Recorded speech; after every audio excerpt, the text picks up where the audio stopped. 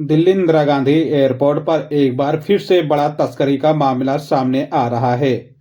ऐसे में देखा जा रहा है कि दिल्ली इंदिरा गांधी इंटरनेशनल एयरपोर्ट पर सोने के तस्करी का में एक देखा जा रहा है कि बड़ा ही खुलासा किया गया है।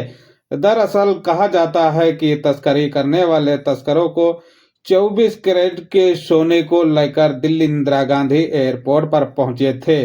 हालांकि उनके पास से बताया जा रहा है कि भारी मात्रा में गोल्ड बरामद किया गया है। ऐसे में देखा जाता है कि इस बात की जानकारी देते हुए कहा है कि यात्रियों को पूछताछ के दौरान पर उनको पहले से कुछ शक लग रहा था।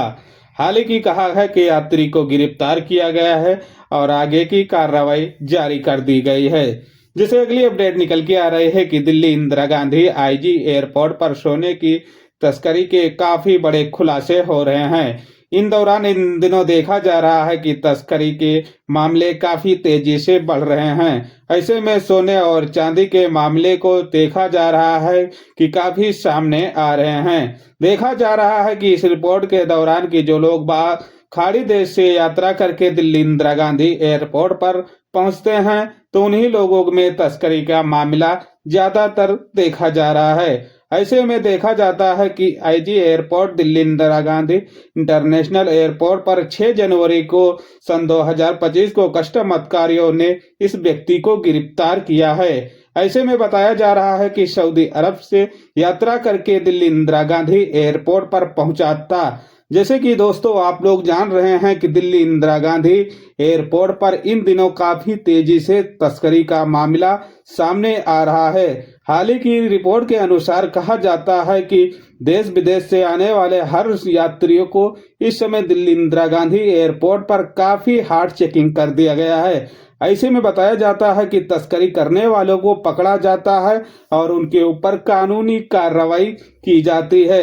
यही नहीं बताया जाता है कि पिछले दिनों से काफी देखा जा रहा है कि जो लोग खाड़ी देश से आ रहे हैं तो उनमें तस्करी का मामला सामने आ रहा है।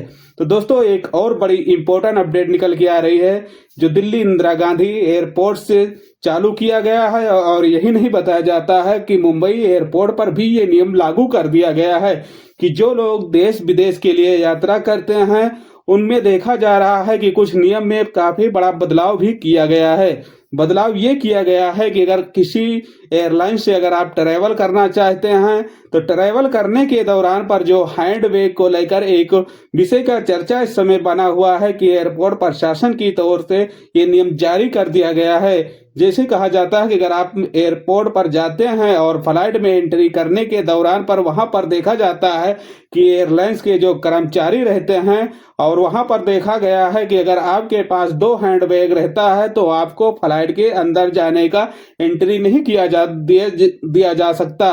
जैसे कि इस नियम में काफी बड़ा बदलाव कर दिया गया है। अगर आपके पास 2 हैंड बैग है तो आपको 1 बैग लेकर जाना है और 1 बैग जो है आपको लगेज में डालना है।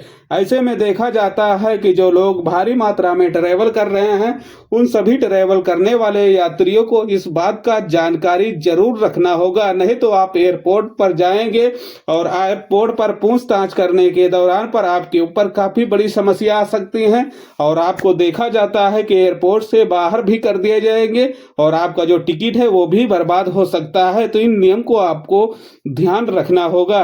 जैसे कि एक और अपडेट निकल के आ रहा है, जैसे कि देखा जा रहा है कि मुंबई इंटरनेशनल एयरपोर्ट पर एक बांग्लादेशी यात्री को गिरफ्तार किया गया है। हाल ही बताया जा रहा है कि बांग्लादेश से फ्लाइट लेकर मुंबई एयरपोर्ट पर पहुंचा था। हाल ही वहां पर बताया गया है कि इमिग्रेशन के कस्टम अधिकारियों ने उसको पकड़ा है। जैसे कि देखा जाता है कि पासपोर्ट में जो डिटेल था और उसके कुछ आईडी कार्ड से नहीं मैच कर रहा था। ऐसे में कहा जाता है कि उस बांग्लादेशी को पकड़ा गया है और उसके ऊपर कानूनी कार्रवाई भी की गई है।